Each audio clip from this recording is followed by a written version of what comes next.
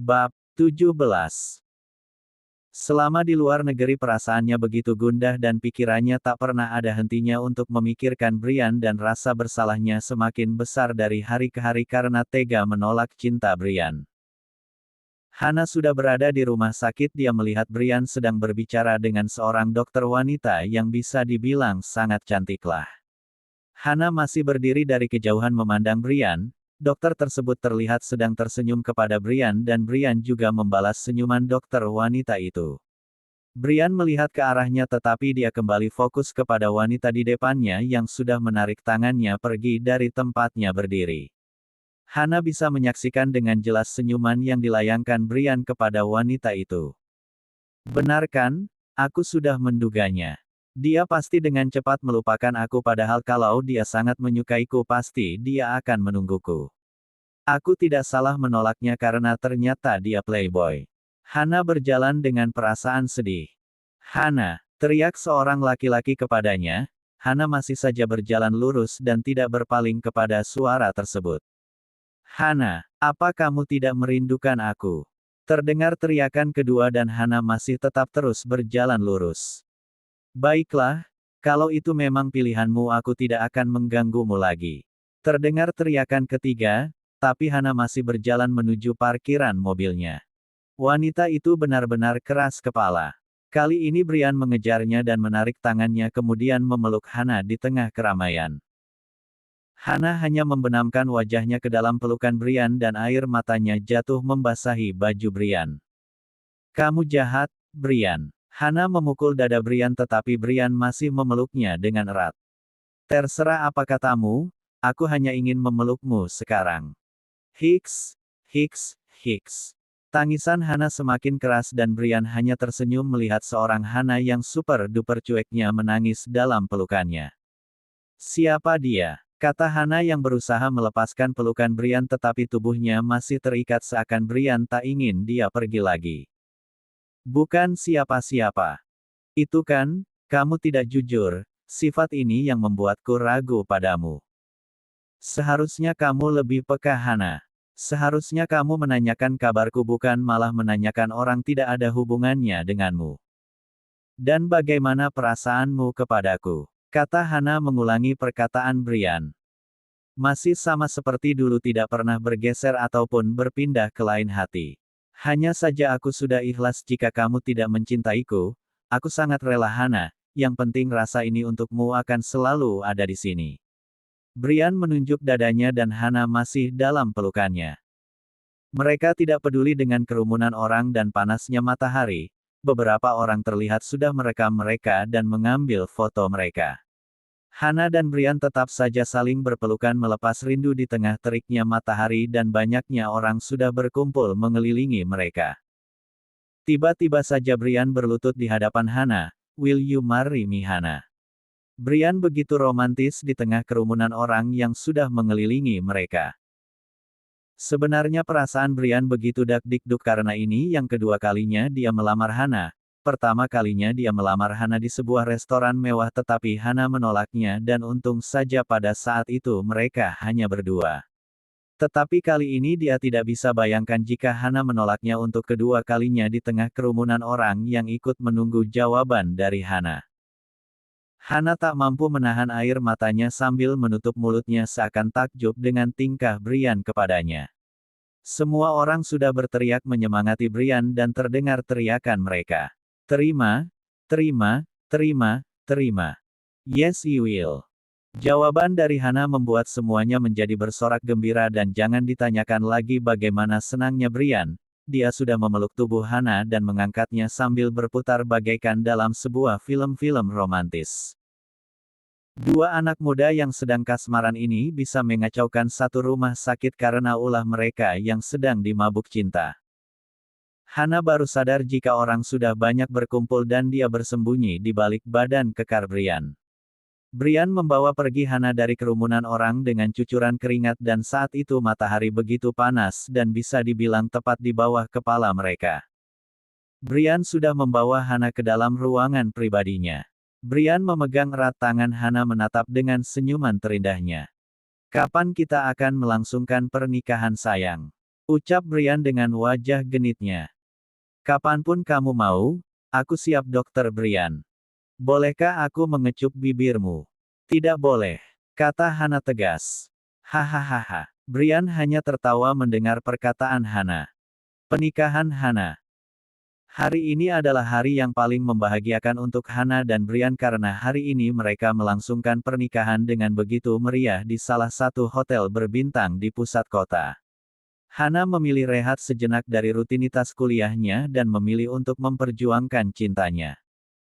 Hana dan Brian sudah berjalan dengan melemparkan senyuman terindah mereka kepada semua tamu undangan.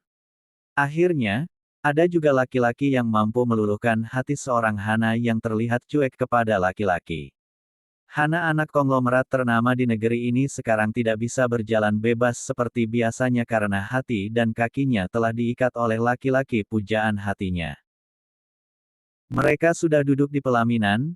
Brian terlihat sangat tidak sabaran. Beberapa kali dia menciumi tangan Hana, entah karena kagum atau dia sudah tidak mampu menahan gejolak cinta malam pertama mereka. Kanaya duduk paling depan, terlihat perutnya sudah sangat buncit dan bisa tafsirkan dia akan melahirkan dalam waktu dekat. Kanaya dan Irfan masih terlihat sangat romantis. Tangan Irfan tidak pernah lepas dari tangan istrinya. Irfan juga membantu Kanaya berdiri dan membopong istrinya itu berjalan karena sekarang daya geraknya menjadi terbatas karena perutnya yang sudah sangat besar. Bi Iyam tetap setia mendampingi Kanaya dimanapun dia pergi. Dan ternyata Bi Iyam memutuskan akan berhenti bekerja setelah Non Kanaya melahirkan. Setelah kurang lebih 30 tahun mengabdi kepada keluarga Wibowo, Bi Iyam akan menghabiskan sisa hidupnya bersama keluarganya sembari mengurus cucunya. Kanaya sebenarnya tidak ingin Bi Iyam pensiun, tapi dia tidak bisa memaksanya karena Bi Iyam juga butuh istirahat dan menikmati hidupnya di usianya yang sudah renta. Kanaya sudah menyiapkan hadiah untuk Bi Iyam dan orang tua Irfan juga memberikan hadiah karena sudah bertahun-tahun mengabdi kepada keluarga Wibowo. Kanaya memberikan hadiah mobil sedangkan orang tua Irfan menghadiahkan rumah kepada Bi Iyam atas dedikasinya kepada keluarga mereka. Bagi mereka, Bi Iyam is the best lah. Setelah acara pernikahan selesai dilangsungkan, Hana dan Brian sudah berada di hotel sedangkan Kanaya dan Irfan tinggal di rumah mami dan papi mereka untuk jangka waktu yang lama. Rumah yang begitu besar begitu sepi bagi orang tua mereka karena Hana akan tinggal di rumah Brian, sehingga Irfan memutuskan untuk kembali ke rumah mewah orang tua mereka. Beberapa hari kemudian, Kanaya duduk di dalam kamar sambil mengelus perutnya buncitnya. Irfan sedang berada di dalam kamar mandi untuk membersihkan diri karena penat seharian mengurus pernikahan adiknya. Mas Irfan, teriak Kanaya. Iya sayang, tunggu, aku belum selesai. Sayang, sepertinya aku sudah mau melahirkan, air ketubanku sudah pecah. Apa? Irfan keluar masih dengan sikat gigi di tangannya dan rambutnya masih ada sampo yang belum dibilas dan hanya memakai handuk. Mas, bagaimana ini? Aku takut untuk berjalan, tunggu, aku akan memanggil mami di kamarnya. Irfan keluar dari dalam kamar dengan begitu berantakan karena belum selesai menyelesaikan urusannya di dalam kamar mandi. Tok, dot tok, tok, mami cepat buka pintunya. Ada apa Irfan? Kamu seperti orang yang sedang kebakaran jenggot saja. Anu Mi, itu Mi, Kanaya Mi. Irfan, cobalah untuk tenang dan bicara dengan jelas, mami tidak mengerti jika kamu seperti ini. Lihat penampilan itu, apa kamu tidak menyadarinya? Mami Anita memegang pundak anaknya berusaha menenangkan Irfan yang panikan menghadapi Kanaya. Kanaya Mi, air ketubannya pecah, sepertinya dia akan melahirkan. Apa? Cepat bilas badanmu dan kita pergi ke rumah sakit. Mami Anita juga menjadi panik dan Irfan kembali ke dalam kamar untuk membilas badannya dan memakai baju. Irfan sudah menggendong Kanaya menuju mobil dan Kanaya sudah mengeluarkan darah membuat Irfan menjadi tambah panik. Mami, ini darah, lihat itu apa yang terjadi dengan istriku Mami. Aku sangat takut Mi, bagaimana ini? Irfan, berhentilah untuk panik. Sekarang kamu hanya perlu mendampingi Kanaya agar dia juga bisa tenang menghadapi persalinannya. Jika kamu panik, bagaimana istrimu akan berkonsentrasi? Iya Mi. Ucap Irfan masih setia mendampingi istrinya dan tangannya tidak lepas menggenggam erat tangan istrinya. Setelah sampai di rumah sakit Kanaya langsung masuk ke ruang persalinan. Kanaya tidak banyak bersuara, dia hanya menarik nafas panjang dan mengeluarkannya secara perlahan. Justru Irfanlah yang seperti orang akan bersalin karena mondar-mandir ke sana kemari dan begitu panik. Irfan menunggu di luar dan setelah beberapa jam menunggu akhirnya terdengar juga suara tangisan bayi dari dalam ruang persalinan. "Selamat bayi Anda laki-laki Pak," ucap seorang asisten dokter yang sudah menggendong Irfan kecil di tangannya. Irfan begitu terharu dan air matanya jatuh membasahi kedua pipinya. "Selamat datang di dunia ini nak, Kenan Revaldo Wibowo," ucap Irfan yang sudah menggendong bayinya dengan penuh haru. Tak terasa waktu begitu cepat berlalu, Hana dan Brian juga sudah mempunyai seorang putra yang bernama Raka Ananda Brian. Raka dan Kenan itulah nama panggilan anak Hana dan Kanaya. Usia mereka hanya berjarak setahun jadi mereka tumbuh dan besar bersama seperti saudara kandung. Kadang mereka bertengkar dan kadang pula mereka sangat akrab. Wajah mereka jangan ditanyakan lagi, mereka mewarisi wajah orang tua mereka yang tampan dan cantik. Raka memanggil nama orang tuanya dengan sebutan Mama dan Papa sedangkan Kenan memanggil nama orang tuanya dengan sebutan Mami dan Papi. Nyonya Anita dan Tuan Wibowo berganti nama menjadi Oma dan Opa, hehehe. Kiran kecil juga sudah tumbuh dewasa berjarak 5 tahun dari usia Raka. Hana menganggap Kiran sudah seperti anaknya sendiri dan Raka tidak pernah tahu kalau Kiran adalah bukan saudara kandungnya. Reinan masih dalam penjara dan dia sudah mendapatkan hukuman setimpal yang sesuai dengan perbuatannya sedangkan Felisa sudah tidak pernah lagi muncul di hadapan mereka setelah pertemuannya dengan Kanaya. Kanaya sedang disibukkan dengan bisnis visionnya yang berkembang pesat dan Irfan, perusahaannya semakin terkenal dan kekayaannya semakin bertambah. Irfan juga sudah mengambil alih kendali semua perusahaan papinya karena papinya sudah menyerahkan semua urusan perusahaan kepada Irfan dan Hana.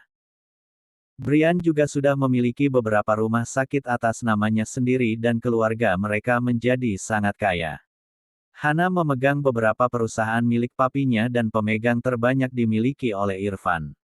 Keluarga Wibowo menjadi topik pembicaraan di media sosial ataupun stasiun televisi karena kemajuan mereka dalam bidang bisnis yang hampir menguasai pasar industri. Irfan dan Kanaya semakin hari semakin romantis dan harmonis. Setiap tahun mereka liburan ke luar negeri dengan membawa Kenan, terkadang Hana dan Brian juga ikut bersama mereka. Mami dan papinya juga ikut dan tak lupa Kanaya membawa ibunya dan ayah tirinya untuk berlibur bersama mereka sesekali. Beberapa tahun telah berlalu. Kenan dan Raka sudah tumbuh menjadi anak remaja yang menjadi incaran para wanita seusia mereka. Kenan sekarang duduk di bangku SMA kelas 3 dan Raka duduk bangku SMA kelas 2 karena memang usia mereka berbeda setahun. Kenan tumbuh menjadi anak yang manja dan semua keperluannya dibantu oleh pembantu dan kemanapun dia pergi selalu ada bodyguard yang mengawasinya.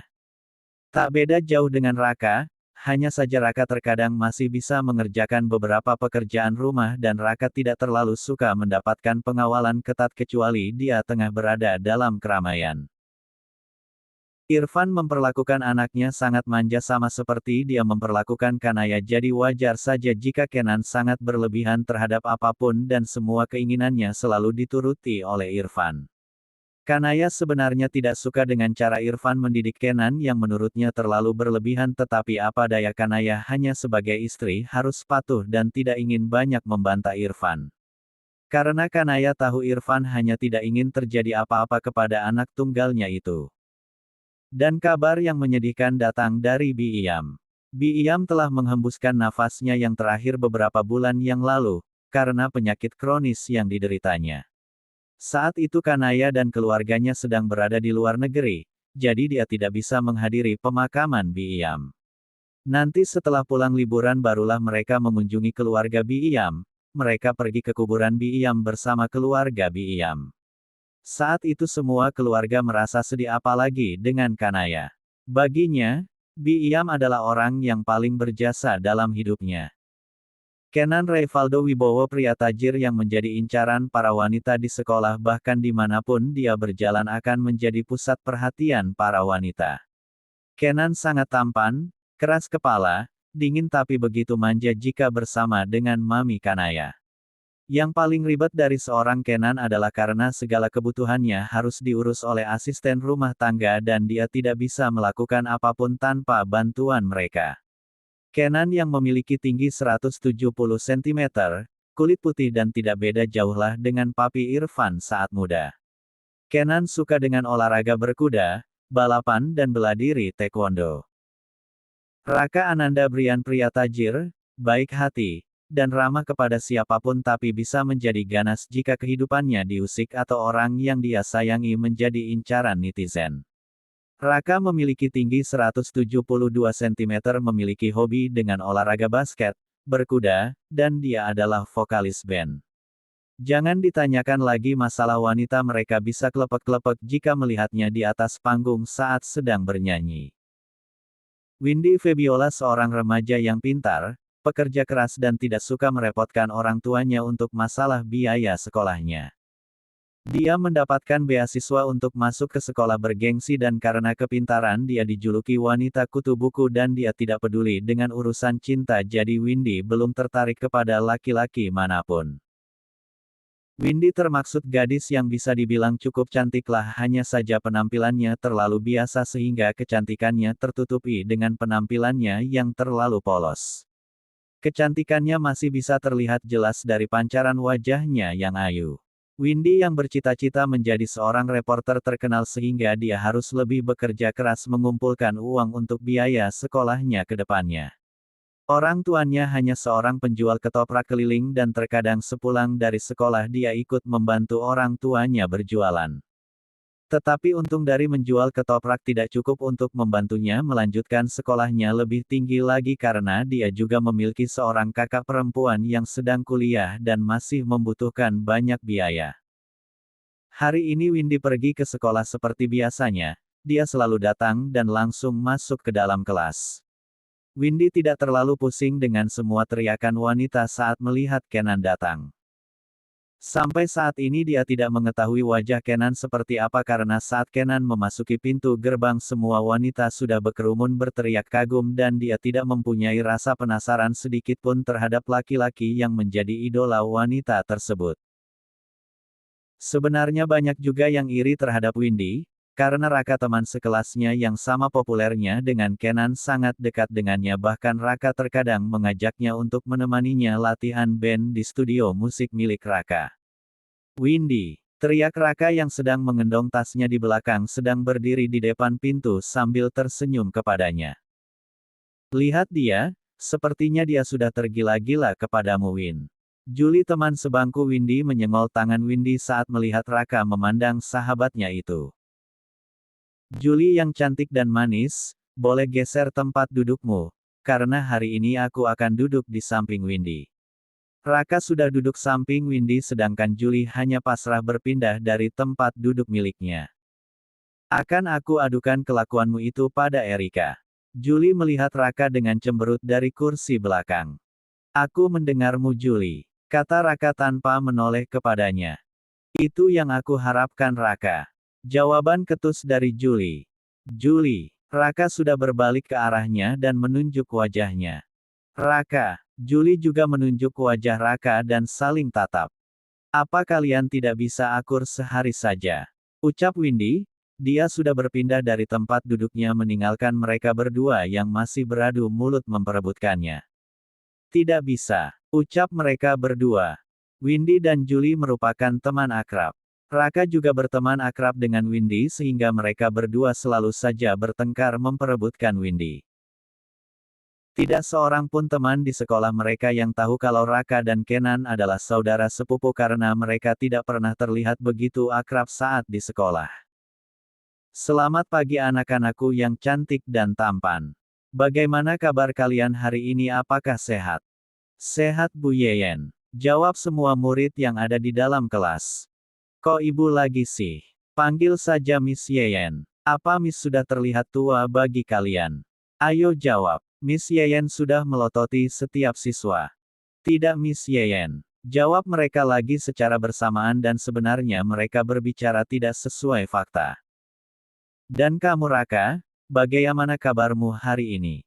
Tanya Bu Yeyen lembut dan dia sudah berjalan ke arah Raka duduk. Baik, jawab Raka singkat. Miss suka gaya rambutmu pagi ini.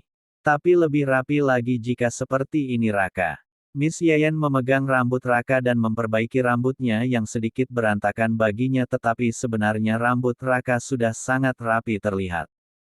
Raka hanya diam mukanya seperti jijik melihat kelakuan gurunya itu. Windy dan Julie berusaha menahan tawa mereka melihat Raka yang selalu menjadi bulan-bulanan Bu Yeyen jika jam mata pelajarannya berlangsung. Miss Yeyen adalah perawan tua umurnya sekitar 40 tahunan tetapi gayanya bagaikan anak ABG labil.